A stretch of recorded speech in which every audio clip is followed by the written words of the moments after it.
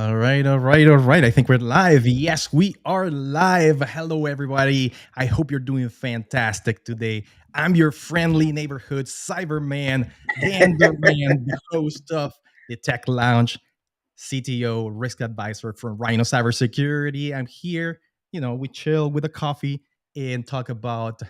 important subjects. Cheers. Sometimes important subjects, right? Wouldn't you agree, Andrew Somerton? I think so. Absolutely. I think there's sometimes important subjects for sure. I'm here with Andrew Samerton. He is the CEO of Rhino Cybersecurity and my co-host, Superstar. And we open up the floor for your comments, from your shout outs. And I hope everybody's doing fantastic. My microphone, I think, is it's a little weird today, but that's all good. Sounds okay. Happy Sounds okay. Friday. Happy Sean Friday Day. to you. John says, Happy Friday. I hope everybody's doing well and keeping safe. Yes, you too, Sean. I hope you're doing fantastic. Who else do we have online today? I think people are just joining us, so no problem. I like to comment on your friendly neighborhood cybersecurity guy. It goes kind of nicely with your T-shirt you're wearing. I think you should bring that to our audience's attention. Yes. Crazy All right. kitties on crazy kitties on a T-shirt. We have Tamara. She says, Hi, guys. Happy Hey, Tamara. Friday. Hi, everybody. My compressor on this microphone is just going crazy. Hey, All Nick. How are you? right, Nick is Nice to here see you. too. All right. So we have a really, really good show for you today. We're going to talk about a few of the scandals that have been going on. The whistleblowing major scandal at Twitter this week with Peter, is that how you pronounce his name? Peter Sure. Zatko, right? So let's get right into it. But before we talk about Peter and what happened at Twitter and what's going on in the world in terms of data security and all of that stuff, I got some really bad stuff and like controversial. We're gonna go through to this rabbit hole, Andrew, today in terms of data privacy and how major companies, are kind of abusing people's data. And so, all right, so it's gonna be a Well, good.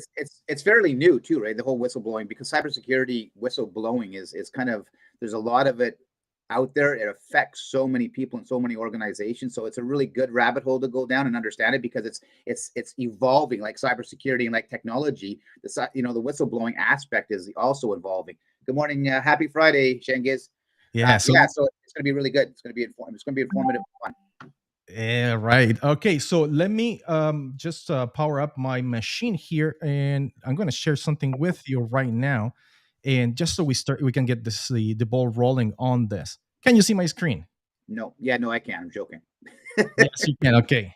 All right. So this here is called Little Snitch. Okay, and this is a software that I installed on my Mac, and there's one for, I forget the name, for Windows as well. And what it does is basically it tells me all the applications that are running on my machine and all the connections that I'm doing right now as we speak to different parts of the world. So you can see that Europe is being connected, as well as some unknown locations. Look at this. Oh, We got wow. unknown locations somewhere in the middle of the Atlantic, and then we have other local networks in there. I have like a few, probably 8 or 9 connections that are going on right now. And the nice thing about Little Snitch is that I can control who I send my data to, right? So as a techie guy, I like to control my privacy and my data and the stuff that I'm broadcasting all over the world, right? So I can just switch them on and off, and that's it. They don't send that information.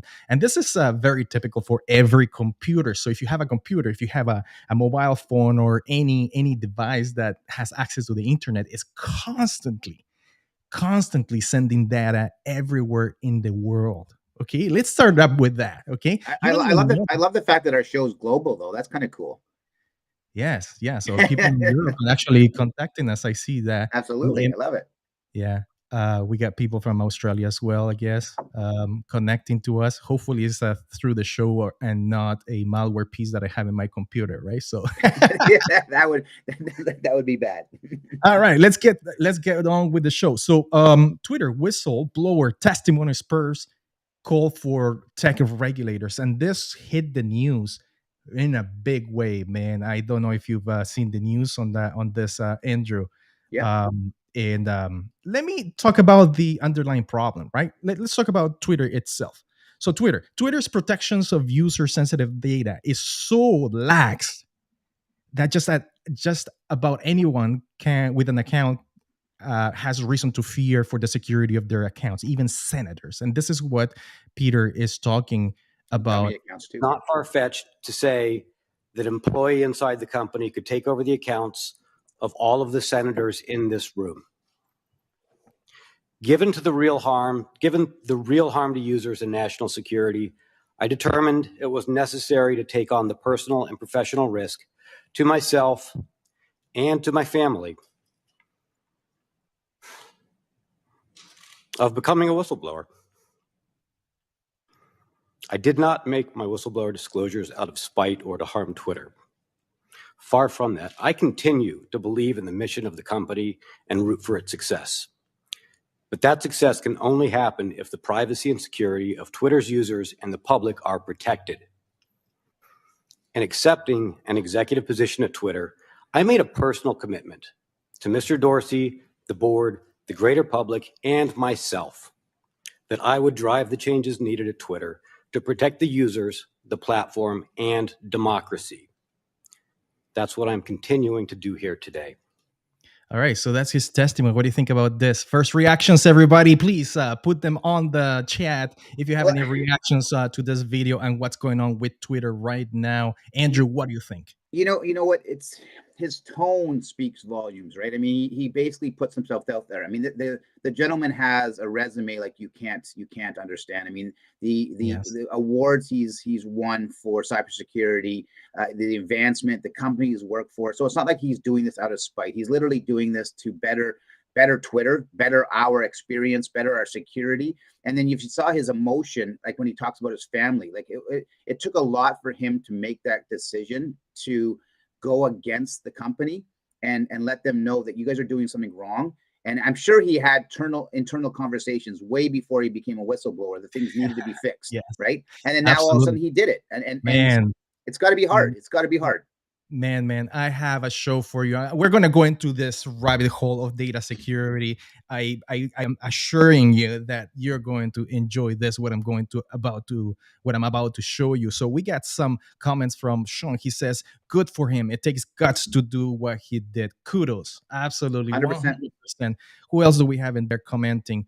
Let's see. It's hard to keep the borderline between paranoia and prudence. Don't you think so? Yeah, that's a good comment. Paranoia and prudence. But I think the underlying problem is that people either don't give a crap of what's going on, or the media is maintaining this so quiet and it's just hashes it out so good that nobody is informed, right? So, and I'm going to give you a few examples of this. I mean, I don't want to be as controversial, but it's not a good thing, right? So let's talk about the data breaches in terms of what's going on in the world. Okay, so let me show you this. Data breaches break record in 2021, right? So this came out in January of 2022. Basically, what it says is that according to the identified theft resource centers 2021 data breach report, there were 1,862 data breaches last year. This is an increase of 68% from the year before.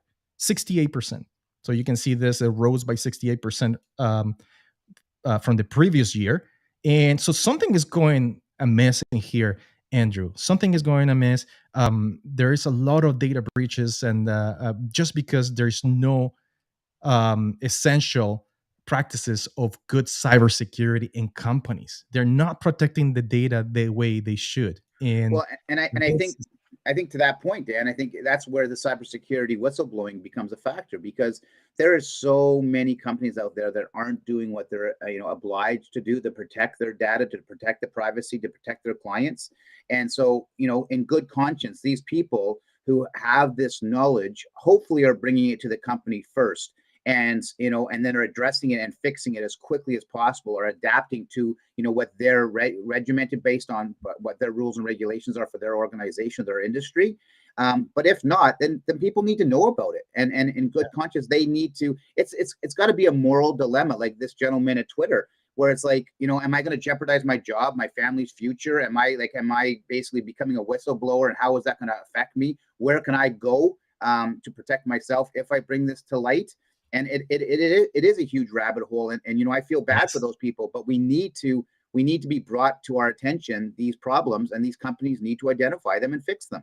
Absolutely, 100%. And you know what? The problem is that I find is that the laws and regulations are so lax that anybody can do anything nowadays in terms of data privacy. I mean, they're getting better here in Canada, and I'm going to show you one of the bills that was incorporated in June 2022 that talks about that and how it's going to help Canadians as well. But let's go to everybody knows Edward Snowden, right? He talks about the Pegasus spyware. So now the Pegasus, the Pegasus. This is the guy that did the WikiLeaks, right? Like back in I think 5 or 7 years ago. Yeah, they made a movie about him too, right? They did make a movie about him, and the main thing is that he whistle blew on what was going on with the government, right? Like the U.S. government, huge. He was in hiding in Europe for a number of years. Russia. He was in Russia. He's in Russia now. That's where he was. He was stuck in Russia forever. I don't know where. And I apologize. I don't know where he is at this stage. Yeah. So this is the Pegasus. I don't know if I'm pronouncing it correctly. Spyware, and this is a 100% legal. So what's going on in here is that NSO Group is a group from Israel, right? And they manufacture and sell to government advanced spyware, which is branded Pegasus, that can secretly infect a mobile phone and harvest all the information, like data, photos, videos, all can be extracted secretly, and it is 100% legal, right? And how does the public not know about this kind of stuff? That's what I wonder. Nuts. Let's watch this. Hopefully, this is just in the States and not in Canada. The NSA, man. Oh God. Okay, let's see. So, Ed, could you just give us your initial reaction to the findings of the Pegasus project? This is everywhere. This is an industry that should not exist. We're seeing what the NSO Group, which is sort of the most famous of these guys, is up to. But the NSO Group is only one company of many. And if one company smells this bad, what's happening with all the others? I mean, when I look at this, what the Pegasus project has revealed is a sector where their only product are infection vectors, right? They don't, they're not security products. They're not providing any kind of protection, any kind of prophylactic. They don't make vaccines. The only thing they sell is the virus. And I think saying that they only sell this to government doesn't make that better when you look at who the targets are that have just been revealed. Okay, so what do you think about that? I turned off my compressor here. My mic was giving me some problems with my compressor, but I hope it sounds much better right now. And what do you think, guys? If you're out there, please put your comments on our chat, and then give us some of your opinion. What do you think about Pegasus and this virus that is actually 100% legal? Yeah, it's crazy. Shangiz has a really good comment, and it's so true. Like, whistleblowing is a big issue in all areas, not specifically for cybersecurity. Engineering is one of the areas we need whistleblowing, and I think, and that's a really valid point, Shangiz, especially like with engineering. Again, there's some fundamental things that need to be addressed or brought forth, because the ramifications of hiding something or deceiving something, or an organization or product or a service or a deliverable is unbelievable. It could be catastrophic, life-threatening. With cybersecurity, obviously it's such a hot topic right now, and it's starting to become more in the forefront with these famous acts, especially with what's happening with Twitter, etc. But it's so true. I mean, you're right, and I think it needs to be brought to the forefront. I think it's a scare factor where a lot of people, they want to protect themselves, and it's not necessarily a selfish act. It's a protection act, and I don't necessarily agree with it or disagree with it, but I can understand why somebody may not come forward but we urge people, you need to come forward. We need to have those whistleblowers out there in good conscience to Yes, advance and to protect the greater good, the greater, obviously the cybersecurity landscape, the engineering landscape, things that we're doing out there, because without that, so many things can be hidden. And then what absolutely, what 100%. happens? Bad things. In every, I mean, we see this big characters and big people that like they're very well known that are doing whistleblowing, and it is tragic because you're losing your livelihood, you're losing your money, you don't have a job, and if it's a big a big deal and it hits the news, then good luck trying to get a job somewhere in another company, unless you're in cybersecurity. So the funny thing is, like, I was listening to this podcast the other day, and I don't remember who it was. When you're in cybersecurity, and let's say you're a CISO, or you are, like a chief information officer, a CIO, when let's say there's a breach, right, in the company, and then it gets ransomware or something happens, data leak or whatever, and then they move out of the company. Actually, they're actually sought after because they have that experience with the other company that everything got hacked, so they know that they're going to hire somebody that with real life hacking, like being in that position, so Skill. the value actually goes up and not down. But in other industries like engineering, for example, let's say you're building a bridge, and you're very important, and then you whistleblow, or something happens, like let's say a bridge collapses, whatever, and it's, like you are the one who is to blame for that, then you don't get a job anywhere else, right? So in cybersecurity, we are kind of shielded from the fact that if there is a hack, you have the opportunity to learn, right? So it's a bit different. It's how things work. And there is, I mean, obviously, so just so you guys know, and this is the US based, but there isn't really a whole bunch of laws in place right now for whistleblowers in Ah, the States. But what they're doing is there's some organizations out there like SEC and things like that. You guys can do your own research beforehand that do protect you. So don't feel you're not protected yes, if you are a whistleblower, because the reality of there is. And what they do is they are cherry picking from other laws and regulations to make sure that you can be protected. And yes, so you're not out there on an island by yourself if you feel like, we encourage, somebody who is, if it's a legit whistleblowing, you've done all the right things first, and it's going to be brought to the 100%. forefront. Absolutely do it. There are Yep. resources out there to protect you. There's no question. Yes. Yes. So Sean says the world needs to get to the point where people who are in the know and do not whistleblow are chastised. Absolutely, 100%. And that's the Chastised or point. charged. I mean, in all fairness, if you know information that is detrimental to society, like for example, Dan, to the point of a bridge that was built wrong, or a cybersecurity that could breach, millions of data, or privacy information, or identity option, you should be charged for that if you can be proven that you knew that and you didn't share that Yes. information. It's Yeah. not right. Absolutely wrong. It's criminal.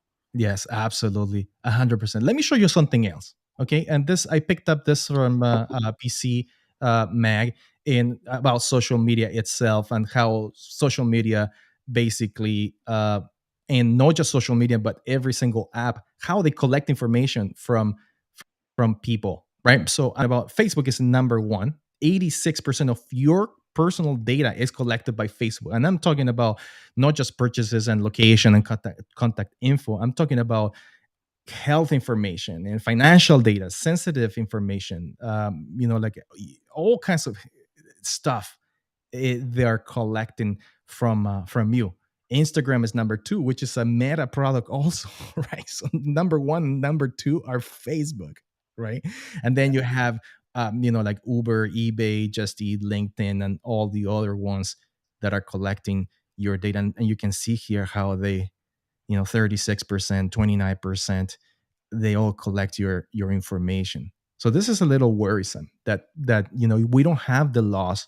The laws are really laxed, in but these companies are allowed to do whatever they want with our data, right? So this is where and that's why Twitter or Zatko came out and said, you know what, there are huge problems at Twitter. What are we going to do about it? He's trying really to make a change in the world by getting Congress and getting the government and the states to do something about this big data giants that have free range on whatever they want to do, right? For sure. Yeah, Gladstone, can you do me absolutely, Dan? Can you do me a favor? Just put up Shangiz's comment. I think it's important. The Shangiz lack of okay, go ahead, Dan. Go ahead and read it. Oh no, you're reading. I was going to say, Shangiz basically brought to the attention, and it's so true. Lack of protection of whistleblowers is a big showstopper, and I hope he's talking about not our show, but the actual showstopper of them stopping whistleblowing. The reality of it, I agree with Shangiz. I think the reality is people's livelihoods, their families' livelihoods. What they've accomplished in their work is why they hesitate to blow the whistle, because they're going to be, basically just, either potentially fired, downgraded, put on temporary leave, what have you. And in all fairness, we need to make sure that, as long as those whistleblowers are doing a greater good and the information they're providing either to the government or the organization, what have you, is legit, and it's not being it's not malicious, then I believe 100% we need all the protection in the world around those people. They are doing a greater good. So I agree, Shangiz. I mean, you know what? Part of the problem is that the laws and regulations are lax. So we need people to come forward and like a whistleblow on things that are happening in the world, because the government is not going to do nothing. Well, I mean, just think of the size of the world. Think of how many networks out there, how many individuals are users of the web, how many companies are being built, how many things are being touched that are detrimental potentially. It's impossible for you to know everything. So it's important for, people to have their eyes on the pulse, especially the ones that have the know. And if you have the know, you shouldn't keep things hidden. You should be sharing that. If they can't fix it, we should be making them fix it, whatever that looks like. Yeah, let me show you something else, right? So let's go into the news, and these are all news. So Gladstone, if you can put my screen on the there you go, perfect, thanks. This is from back in 2019, and I don't know if you know this, Andrew, or if people actually knew this, but there's this company called Life Labs that was hacked, and they had a big data breach that affected 15 million patients in Canada. That's half of our population in Canada, half of the population, because of inadequate securities and policies led to this data breach, right? What happened to that company? I don't know. They're still around. Nothing, probably just a slap in the hand, right? So the PHI is very important. That's your health information, or that's your personal health information. And like they have my information, your information, Andrew, the hackers, because these guys got hacked. Mm-hmm. And this is happening more and more every year, and there are no laws saying anything about this. So people need to whistleblow, or else nothing is going to get done. That's where I'm getting at today. And I applaud Satko for doing his whistleblowing with Twitter, because hopefully that's going to spark a controversy. We're so far behind the ball that is not even crazy. Let me show you another clip, and this is the penalties. This is from the GDPR, right? So GDPR is the law and this is being for in 2018, 17, right? That when it was it came out. It gives it is a big movement in terms of data privacy in Europe, which we are not seeing this in North America, right? So let me just play this. These are the penalties. With the GDPR coming into force, organisations in breach of the legislation will find the fines they face increasing dramatically.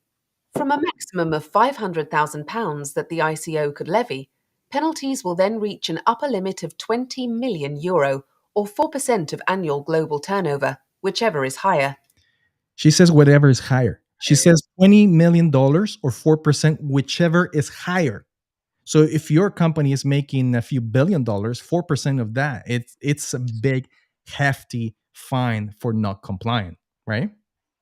I think they should almost go a little further, Dan, in some ways. I mean, a financial fine for someone who's wealthy, it can just, like as you said, they're just, you've kind of put it under the rug. You pay the money, like what happened with the 15 million with the medical industry, and then it's like, what are they doing now? It's just kind of forgotten now because they probably paid their fine and moved on.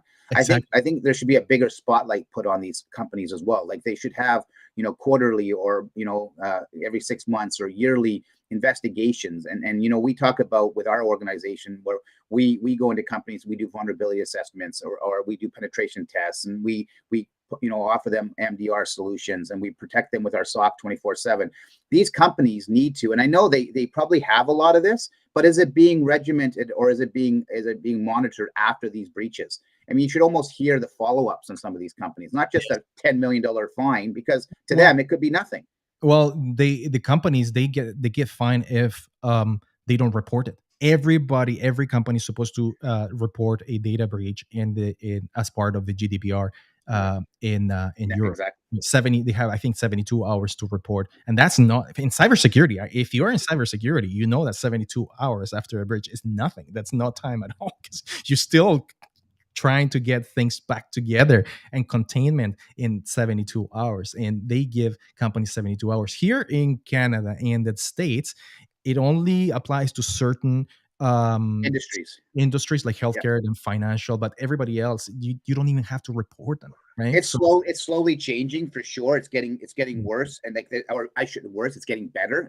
Lack of the way I was wording it. It's getting better that they need to be compliant. They need to be able to share that information, and because again, it's affecting a lot of people's individual information. Yes. I know Shang Jing just put something up in regards to the Life Lab hack. Dan, I don't know if you want to put that up. Put it on the. Yeah, so he says we have HIPAA law that LifeLab needed to comply with. The issue is that there's no enforcement on existing laws. Absolutely, and That's exactly it. HIPAA is an American, law. It doesn't apply to Canada, right? So where are the Canadian laws? They're not present at all, right? So it's pretty bad. So let's continue on with what she says about GDPR, right? Non-compliance could mean insolvency or even closure. Under the GDPR, supervisory authorities will be given a number of new powers, including the power to issue warnings of non-compliance, carry out audits, require specific corrective action within specified timeframes, order erasure of data, and the complete suspension of data transfers to a third country. And these powers can be applied to controllers and processors alike. The investigative powers of the supervisory authority include the right to order you to provide any information it requires for the performance of its tasks, to carry out data protection audits, to review certifications, to notify you of any alleged infringement of the GDPR, to obtain access to all personal data and all information necessary, to obtain access to any premises of controller and processor, including data processing equipment. Supervisory authority corrective powers include the right to issue warnings that intended processing is likely to result in infringement of the GDPR, to issue reprimands where processing operations have infringed provisions of the GDPR, to order you to bring processing operations into compliance with the GDPR, to order you to communicate a personal data breach to... Hey, man, the list goes on and on. On and on, and yeah, exactly. I was like, the main key about GDPR is that if you're infringing and something happens to you in terms of data privacy, they have you by the neck, right? They have you by the neck, and they can do anything to your company in terms of auditing, even getting your personal information from you to do auditing and all of that. And it's just, you get into this huge problem. So it's not just, I know you were saying, like this companies, the financial thing is not as big. Well, it's not just financial. The GDPR is enforced, and it's strict, man. It's very strict. So if you're, by the way, if you're a company that is dealing with Europe, from here in Canada, you better comply with GDPR in Europe if you have clients in Europe, right? Just so you know, because or else you can get into big trouble, because it is boundaryless, right? So you can get into trouble in Europe for that as well if you are a Canadian company with business in the States. So then, what do you think about this? It's pretty stringent, right? Oh, for sure. And again, there's it's the categories, right? I mean, some are really strict, some aren't. Some, Europe is different than the United States. United States is different than Canada. So Yes. it's to Catalina, her comment here. Yeah. Too bad there are laws, but not ways to enforce them. And that's kind of where the whole whistleblowing Yes. comes into play, Catalina. I mean, great analogy. There are laws, there are rules or regulations, there are compliances, all these different things. Basically to what, Shangiz says is what we're talking about, the examples, but it's enforcing them. And that's why whistleblowing is important. And to Shangiz's point earlier, if they don't feel like they have the support by whistleblowing, then all the laws that are enforced, and if they're going to continue to be just hidden or forgotten about or not talked about. So we need to bring that to the forefront. Yes. So we have to start enforcing them. So thanks. Yeah, but we're very lax. Or for example, the cookie and privacy law on websites. Like in Europe, you're as part of the GDPR, you need to show a cookie banner that says what information you want to give to the company. Every company does it. Here in Canada, it's not even required. Did you know that it's not required here by law in Canada that you put a cookie banner on your website, so you can extract as much information from the user. So, and I'm talking about location, so latitude, longitude. I'm talking about your operating system if you're running a Mac, Windows. I'm talking about the what browser you're using, and all of this information, personal data. So if you're using, for example, something like Facebook, and then you want to pixel somebody, so you put a pixel on your website, and then when somebody goes to your website, it tracks you, and you can get all the information. Here you can do it with explicit freedom as a company, because there's no law that tells you that you need to put a cookie banner and you need to get people to actually opt in or opt out. If there's been talks about it in the last few years, but it's like the almighty dollar, right? Programmatic advertising, outreach advertising, banner advertising, retargeting advertising. It's such big business, so much money, that it kind of, when they talk about it, it's like, is it getting muffled? Is it getting put off? So it's like that cart and horse scenarios, because you have so much power being made by those cookies and that programmatic advertising, etc., that it's like, who's going to win? Who's going to win the tug of war, right? It's crazy. So we have a couple of comments. Let's see this. Sean says, knowing and not blowing is being an accessory to the crime. Absolutely. 100%. You need to step forward, man. That's the main key. Anything else in there, Gladstone? I think Gargo. Here we go. Yeah. Gargo 45. He says, this is such an important thing to know. You don't hear much about the specifics of how these companies collect our data in the mainstream. You know what? The main data is the new commodity. It's the new money. gold. It's the new gold, right? So that your data is priceless. And you might not think in terms of, okay, it's just one person, one and a few pieces of data, right? But imagine, like a few million people, all of that data. So companies extract that data and they can do whatever they want with it. They can sell it to other companies for advertising. They can hyper target you, whatever you are. So they can do so many things with that data once they have it. So that's why they are doing this, in because there is a huge commercial aspect to it, and profits. The states is not doing anything. That's why a lot of companies, startups, and all that kind of stuff will give away things, and they don't care about making money. They care about collecting that data, because the data basically can be transferred to another organization that they can leverage, and then now that they can make money from your business. So it's all, a company can make $1 million and be worth $10 million if they have $10 million worth of data that they've collected, right? It all depends on how you're putting the data in relation to the business and how it's being operated. So data is so important. Yeah, and I don't know if you remembered this, guys, and this is from a few years back from Facebook, Mark Zuckerberg, and his testimony with the senator. Special counsel's office. Yes. Have you been interviewed? I have not. I have not. Others have. I believe so, and I want to be careful here, because that our work with the special counsel is confidential, and I want to make sure that in an open session I'm not revealing something that's confidential. I understand. I just want to make clear that you have been contacted and you have had subpoenas. Actually, let me clarify that. I actually am not aware of a subpoena. I believe that there may be, but I know we're working with them. Do you know who Palantir is? I do. Some people have referred to them as Stanford Analytica. Do you agree? Senator, I have not heard that. Okay. Do you think Palantir taught Cambridge Analytica, as press reports are saying, how to do these tactics? Senator, I don't know. Do you? So yeah, I don't know if you remember Cambridge Analytica and how they were involved in the I think it was the Donald Trump election and all of that, and the whole political system in the states swayed. That was huge news back in 2018. It's just exploded because of Facebook, right? So Absolutely. so yes, if you can have data, it's so powerful that you can sway political parties in different countries to one side or the other through hyper targeting and all of that. It happens here in Canada too, unfortunately. So it is huge. So I just wanted to show you this because this is something that is continually going on in sure. in our side of the fence, in our side of the globe, Of the right? world, yeah.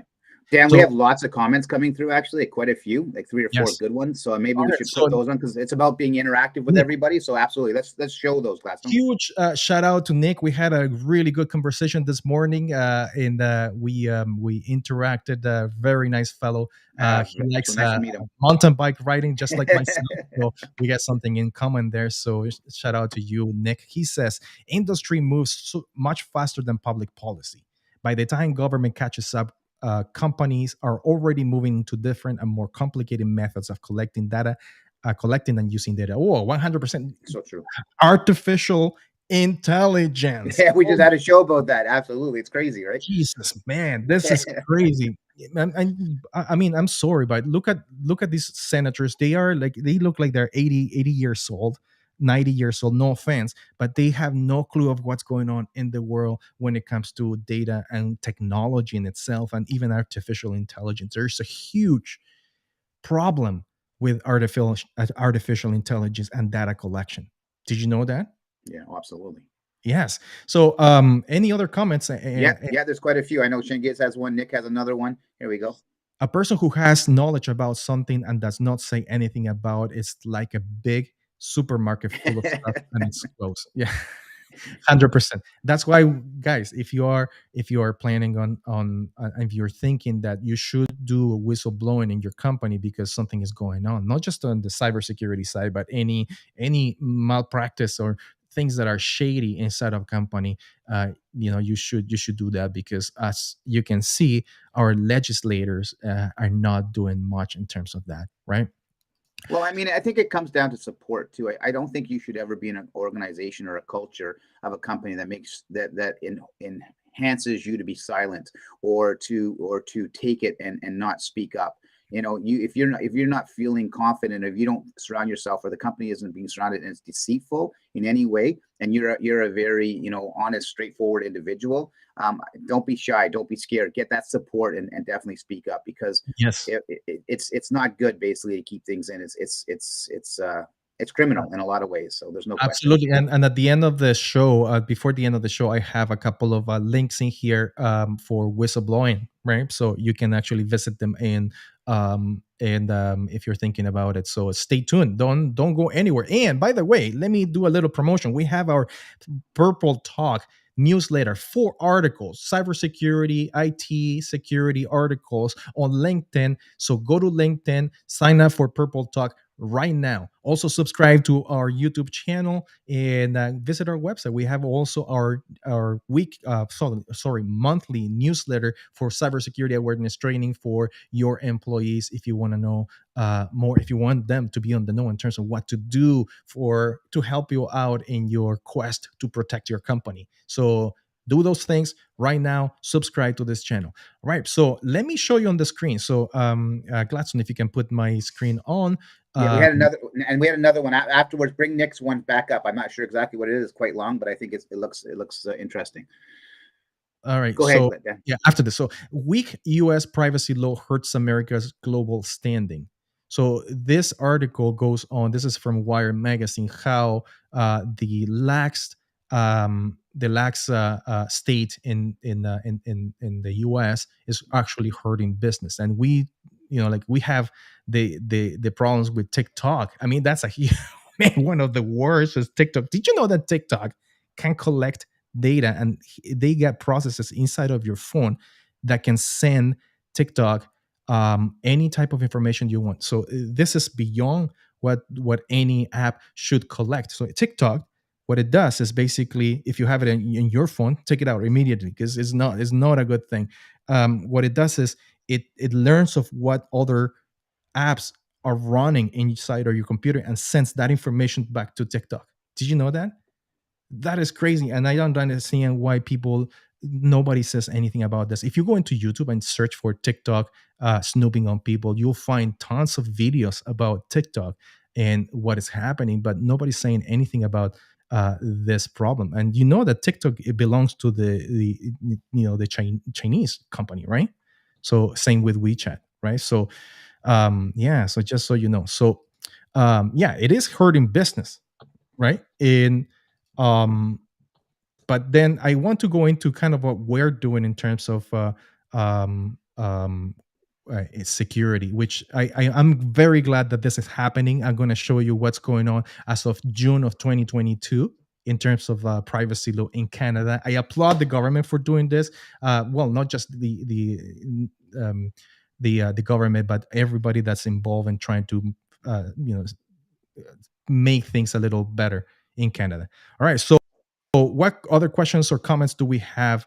I think I got a couple from Glass? Darcy. I think a couple from Nick, or I think there we go. Here's got some.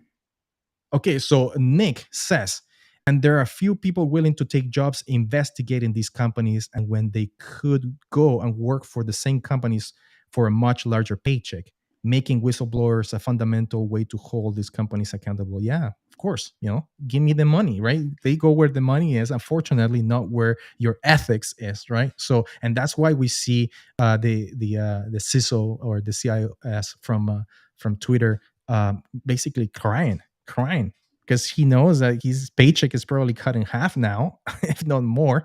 And this is not against Twitter, it's against big companies, right? What else do we have? We have something from Darcy Bromley. He says, agree with the comment about being open. Work for a company that wants ideas that reach each employee that wants to be changed. Absolutely, 100%. And that's what we do at Rhino Cybersecurity. Ladies and gentlemen, our doors are always open. Our employees, they always have a voice, man, and we have implemented so many, because that's what drives a company. It is its people, not so much the upper management and not the profits, man. That's I think this is what's happening, right? So any other comments before I move on? I think those are top right now. They're great, but please continue. Okay, perfect. So let's continue. Let me show you on the screen what we're doing in terms of in Canadian law, right? So this is called Bill C-27, right? And it was just passed, and I think in June of 2022. And what it does is basically here it is. It increases control and transparency when Canadians personal information is handled by organizations, which is perfect, right? Giving Canadians the freedom to move their information from one organization to another in a secure manner, right? Ensuring that Canadians can request that their information to be disposed of when it's no longer needed. Guys, this is huge. It means that you can reach any company in Canada and tell them to delete your records forever from those databases, and they have to comply with that. In the States, this law does not exist. Did you know that? That companies can keep people's information in their coffers as long as they want without anybody complaining. That's what happens in the States right now. right? So this also establishes stronger protections for minors, right, which is extremely important. Of course, everywhere, not just in Canada. Providing the Privacy Commissioner Canada with order-making powers over companies, right? So they can do audits, they can start doing. So this is it's becoming a bit more like the GDPR nowadays in terms of what is going on. Establishing. Go ahead. No, I was going to say it has to become, yeah, absolutely. Yeah, establishing significant fines for non-compliance, up to 5% of the global revenue or 25 million, whichever is greater. So see how they're copying the Yeah, the GDPR GDPR, yeah. to the T. I think they even increased it by 1%. I think it was the other one Yeah. was 4%. This one is 5%, right? And then there is a provision for artificial intelligence, which is perfect. This is perfect. This is really good. Protecting Canadians by ensuring high impact AI systems are developed and deployed in a way that identifies, assesses, and mitigates the risk of harm and bias.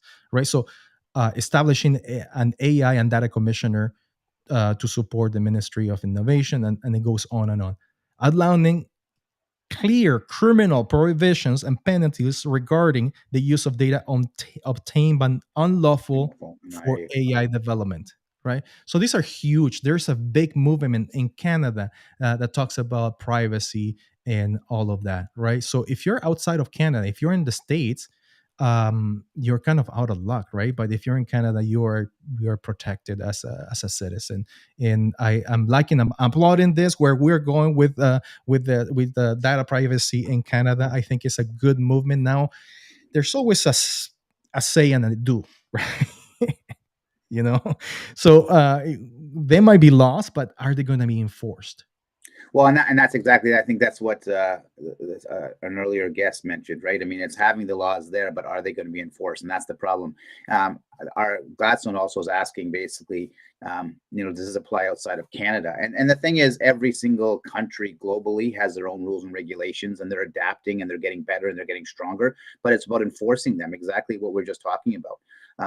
And by having them is one thing, enforcing them another, having whistleblowers having a resource to go to if they have to help protect themselves, that's a knowledge base as well, right? So shows like this, what's happening with Twitter, having a public forum that brings these things to people's attention so they feel like they're not alone. I mean, imagine sitting in an office where your livelihood is at stake. You have all this information and you're scared to say anything because it's going to affect you, right? If you know that you have resources to go to that has your back, that because you have a greater good at stake, then it's going to be that much better. So it's reinforcing laws, knowledge of laws, basically implementing those laws, having the ability to enforce them. And then get back to the full circle of this show, whistleblowing, having the knowledge that you have the resources to go to and protect yourself by bringing that to the forefront, it's critical.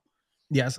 So does that apply to companies based outside in Canada? If he's talking about removing data from the company's database outside of Canada and the States, unfortunately, right they don't have that unless you are in certain states. So, for example, I know that California has a big, strong movement towards privacy for information, and you are required to delete your information from your database if you're in California, and they have other things that are pretty uploadable. They're really good. However, most of the states, there's no legislation. Changes says something about this bill. Let's see. This is interesting.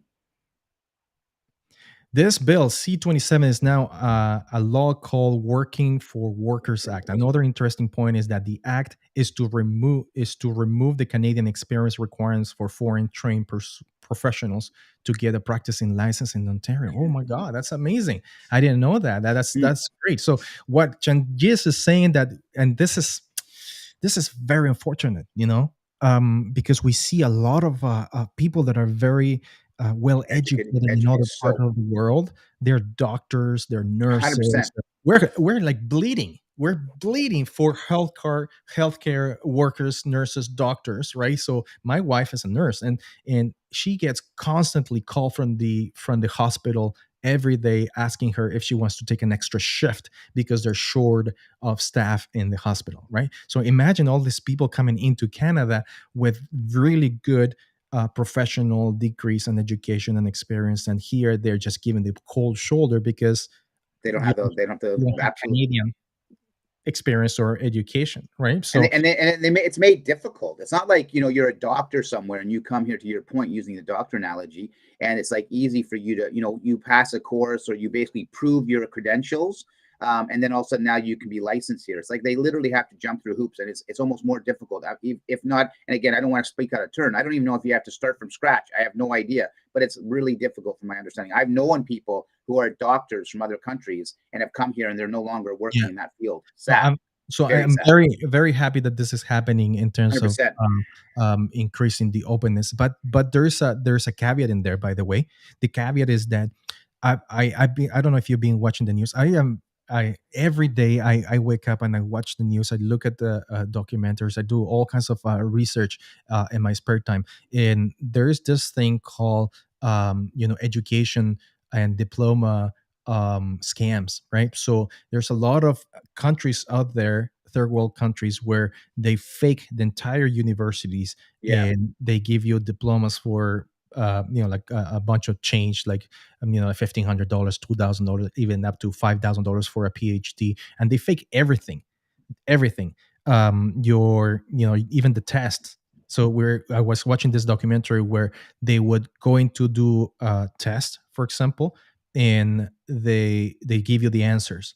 So you can go in there and then just put your answer, your fake answer, like the answers in there. And if for a little more money, then you can have somebody do it for you. To like fake this stuff, and then they come to countries like ours, getting a job. So we have to look at doing a really good job at filtering the I think good that's exactly from the bad. that's what Darcy actually just if Gladstone, if you can throw Darcy's up there. Thanks, Darcy, for putting that up there, because I think it's important. So because I wasn't 100% clear on that, but you have to take a course to update yourself to Canadian levels of education. So that's great, and I think that goes hand in hand with your point, Dan. If you have a fake certificate or you have manipulated the system to get a doctorate or what have you, to Darcy's point, as long as you go to the school here and you update that to our standards or North American standards, and you can prove that you have that level, so be it. I just want to make sure that it's I think to Shang's concern and his bill, that we can have that and we can put that in place, and that people who have a doctorate and that are really good doctors or what have you, they have the ability to become that here easily, or as easy as possible. These are the cookie cutter laws that are going on, right? So I hate that, man. It should be customized depending on the individual, right? And it should be filtered, right? So the law does not apply to everybody the same way. Okay, you're not able to do anything in Canada. You need to take the courses and do all of this, right? But we need a better way to filter and prove that the individual says who they are too, right? So it's kind of like a double-edged sword, but we can't just limit and say no, right? Exactly. Because then it hurts our society, it hurts our country, and you can see it everywhere, man, especially in the healthcare industry right now. So, all right. So if you want to know more about whistleblowing, hold on, let me just I think Diego has a comment. He says, I always think that it's insane how someone can steal information from a medical institution. I mean, how can even think out hacking the health of the people? I think it's just a power play, Diego. I think it's get as much information, as much knowledge from internet. You got to think these people that are hacking aren't ethical. They're not going, oh, I don't want to take that sick person who has cancer's information and utilize it to my benefit and hurt them. It's all about an opportunistic situation that they can benefit from. They're criminals. At the end of the day, if you're hiding information as an organization, if you're hiding information as a structure that you built, to Shanghain's point, with an engineer, or if you can go after a medical organization that isn't well protected, it's not about ethical. It's about just taking what I can do and leverage it to the best of my ability to make money. That's all there is to it. So it's sad, but it's true. Yes. So what Diego is saying is fundamentally important, absolutely, because hackers don't give a crap about who you are. Exactly. They have no moral compass, Diego. So I just go to YouTube and put phone scams. From India, like those, like there are some really big YouTubers that they show you how they scam all people in everywhere in the world, the States, Canada, and Europe, and they lose hundreds of thousands of dollars. And we're talking about 80-year-olds, 90-year-olds getting scammed by these scammers. You think they're going to have a moral compass in there that's going to say, she's an old lady, I'm not going to scam her? They don't care. They will go after. We got hacked in the Waterloo region here in Canada, Ontario, Canada.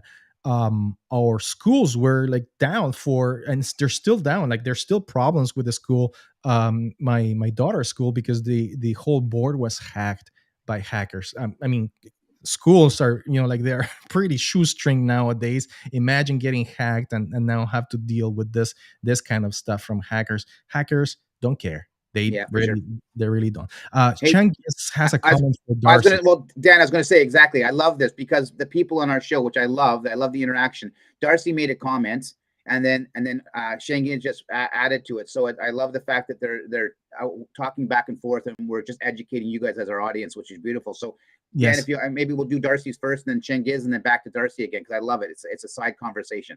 Yeah. So one of the things that I want to pinpoint is that if you're new to Canada, okay, if you're new to Canada, talk to Changiz. He has this really good plan for helping out people from other parts of the world to get your engineering degrees and help you advance in Canada. He is a big proponent of volunteerism. He volunteers pretty much everywhere. He's a great fellow, and his reaching work out. history is incredible. Yeah, he's reaching out in LinkedIn to people who want to take advantage of this and free consulting and courses on and training on how to help you navigate the Canadian the Canadian career in your Canadian career in engineering. So reach out to Changiz in LinkedIn. Absolutely, Changiz. Maybe you want to put your link in there. We can throw it also in the chat.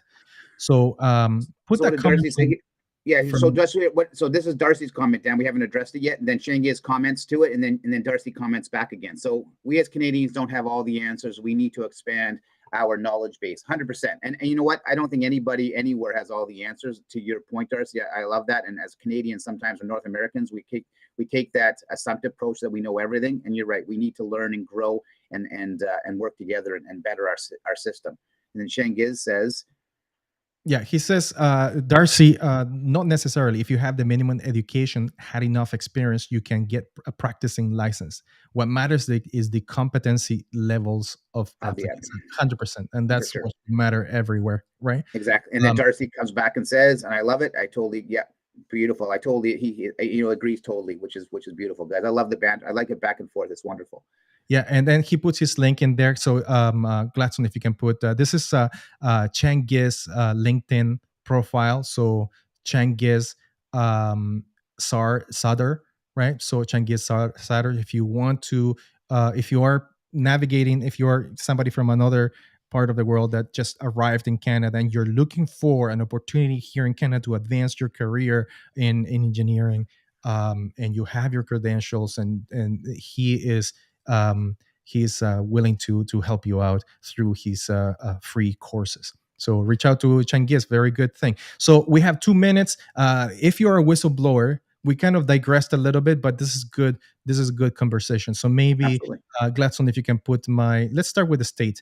This is the whistleblower National Whistleblower Center in the States, right? So if you're in the States, you can go into whistleblowers.org, and then they can help you out in terms of what to do next and how to report whistleblowing in the States. We don't have an identity or a big organization in Canada like this. We have like different places or different commissions. So there is the Ontario Securities Commission. So anything that has to do with financial fraud or companies, because it's usually financial, by the way, it's not just cybersecurity. Cybersecurity is kind of like, it's kind of a tangent, like what happened in Twitter. But most of the stuff, like I don't know what, I don't quote me in percentages, but a huge percentage of what's going on has to do with financial stuff, financial dealings and shady business, right? So one is the Ontario Securities Commission here in Ontario. They have a huge whistleblower program that you can read more and then submit your whistleblower report here. So I encourage you, if you are seeing things going on in your company, absolutely. This also have, wow, okay, time flies. So I have two things here. Let me show you. The first one is how to protect your data. If you're a business, this is what you gotta do. You have to conduct regular cybersecurity audits to make sure that your data is protected in your company. Sorry, but I don't have much time. It's okay. Go a minute over. It's all right. I think this is important, Dan. Yes, this is extremely important for everybody. So the second thing, know what to do in case of a data breach, right? What are you going to do next? Do you have an incident response plan? Back up your data. This goes without saying, and then know who accesses and what. And this is kind of like the administrator and technical perspective in terms of cybersecurity. So things like least privileges as default. So when somebody comes into to work for your company, they should have to protect your data and the data of your customers and employees, etc. You need to give them the least amount of privileges in terms of the technical stuff as well as the administrative. Need to know basis. That means that, like if you need somebody to know more information, you give it adequately as you move along. Separation of duties, privileged accounts. So you need to, minimize, not minimize, but have a plan for who's going to hold privileged accounts, and then review your logs constantly.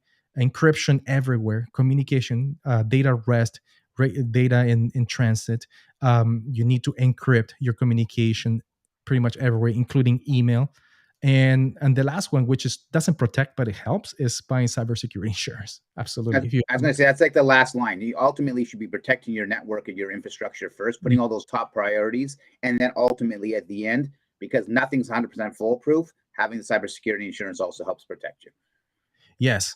Now, if you in terms of personal data security, so I have this tab for businesses. I have this for personal data protection. So first one, stop giving away your personal information. I see so many times on Facebook, oh, look at this, my daughter's 15th birthday, blah, blah, we celebrated. Or, we took a trip, we're on vacation in Cuba. You're giving out way too much information. You put, everything on your social channels. Don't do it. It's better to keep that close to you, right? So check your mobile app permissions. Guys, I show you a little snitch, right? So right now I'm giving away data to different parts of the world. Imagine this, but 10 times more with your mobile, right? So location services on mobile, for example. Why would some apps, they ask for location services because they want to track you where you are, and the app has nothing to do with location. I mean, I understand that you're giving the privileges to Google Maps because without a map you can navigate. But imagine why does a simple game, like a game on your phone, requesting location information? That's kind of like ridiculous. You should be able to tie that down, like your permissions on your phone, delete the apps, remove apps, and delete the permissions. Review your security and privacy settings. Very important on your phone, not just on your phone, but your checking account, your bank accounts, your credit cards, your mobile applications, everywhere. Check your security and privacy settings, right? Use two-factor authentication on everything imaginable. Make sure that you use that, because if you have even if you have weak passwords, if somebody gets a hold of your password, they won't be able to get into your systems or anything that you own. And update, this is a very, very basic one, but update your computer, right? So do those pesky updates, right? Don't ignore them. Just make sure you update that and use an antivirus. And I'm not talking about a free Avast or Panda antivirus. Use a good, adequate antivirus. If you can't, just leave Defender on, because Defender does a good job at the end of the day, better than free antiviruses on your Windows machines. The last one is secure your Wi-Fi, because you never know that there might be a hacker inside of your home through your Wi-Fi and router. No, maybe no Wi-Fi, but your router, and collecting information and stealing or exfiltrating. It's called exfiltrating your data from your own nose, right? So these are really good tips for people to secure themselves. Also, I see something that Darcy is putting on the screen. So remove all the tags from your cell phone, absolutely 100%. And then he says, Gladstone, if you can put that on as well. Yeah. When I see the apps, I want access to my. There we go. When I see that an app wants access to my contact list, don't install it. It's just nuts. What exactly. app? Come on, But and be aware of TikTok. Yeah, look it up. Look it up, man. You'll know what I'm talking about. What would you say about online surveys? Online service. Well, okay. So online service can track your data in terms of where you're located, right? So, for example, SurveyMonkey, and information about who you are in terms of the technical stuff, your browser, your computer, your operating system, where if you're a mobile or not mobile, they can track that stuff, even though they don't put in the fields that information. They can still track that through the cookies that are put into your how are you receiving that survey exactly as well? Yeah, like so, if you're going somewhere, if they're sending it to you, like there's lots of things to consider. So if they can put one and one together and say, okay, the location and then the name of the person, and then they get your PII, right? So your personal identifiable information. So but it's I don't know. That's a tough one, man, because I like doing sometimes too. Exactly. All right, guys. So thank you so much. We went 6 minutes over, but I think it was really valuable, Dan. The last bit of information. And guys, I just want to put a shout out to the people who interacted today. Really, really appreciate the comments. Love the banter. Love the comments. Love the insight. Really, really appreciate it. It's always nice to have everybody participating in the show, because it's about again, collaboration, learning and growing, and sharing information and insight. So if you're a whistleblower, don't be scared. Do what you need to do. Yes. We're live on LinkedIn, Facebook, and YouTube every Friday at 12 o'clock. And make sure you subscribe to our YouTube channel, youtube.com/getcyber. And of course, go to LinkedIn and subscribe to Purple Talk. 4 articles per week on the Purple Talk. And of course, visit rhino.io if you want to know more about our services. Thank you very much. And I hope you have a fantastic weekend. See you. Thanks, Shangiz.